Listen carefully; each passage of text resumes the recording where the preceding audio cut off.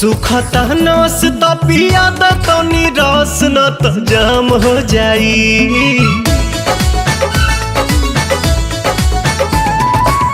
सुखता नस त पिया द तनी रस न त जाम हो जाई, न त जाम हो जाई। ए राजा चलो ना पिपरवा के तरवा ओही जे सारा काम हो जाई। ए राजा चलो ना पिपरवा के तरवा ओही जे सारा काम हो जाई। जानी बात टरकाव यही लागे ढरकाव रानी अजूरी में उठावा के पानी। बड़ा तेज बट धूप सब राजा रूप देखो काहे में फंस जवानी। राजा चलो ना पिपरवा के तरवा ओही जे सारा काम हो जाई। ए राजा चलो ना पिपरवा के तरवा ओही जे सारा काम हो जाई।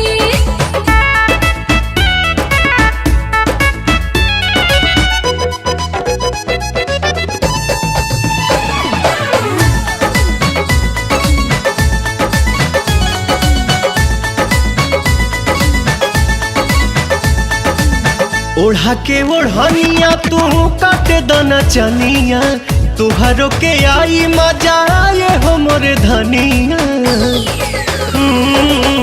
ओढ़ा के ओढ़निया तू काटे दना चनिया, तुहरो के आई मजा आए हो मोरे धनिया। नशा में नतीजा कुल बिगाड़ देबो हो, सारा इज्जत के बेइज्जत में लसार देबो हो।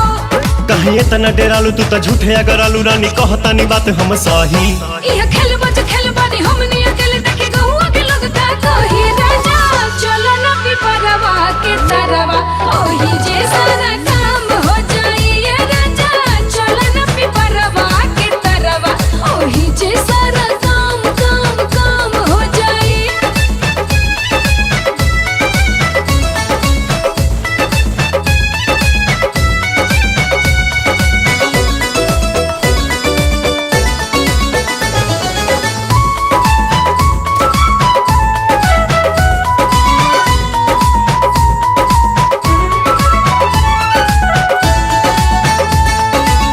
गाल धके मस कब तबे जाके घस कब, सपना में देखल चीज सोझावा से चस कब।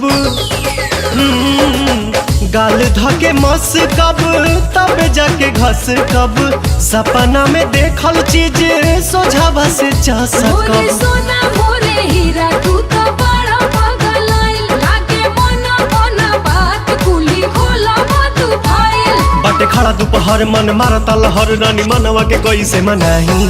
छोड़ जाए दाई जान चल खइला ने मन अब कइलो न जाता नहीं। राजा चलो ना पिपरवा के तरवा ओही जे सारा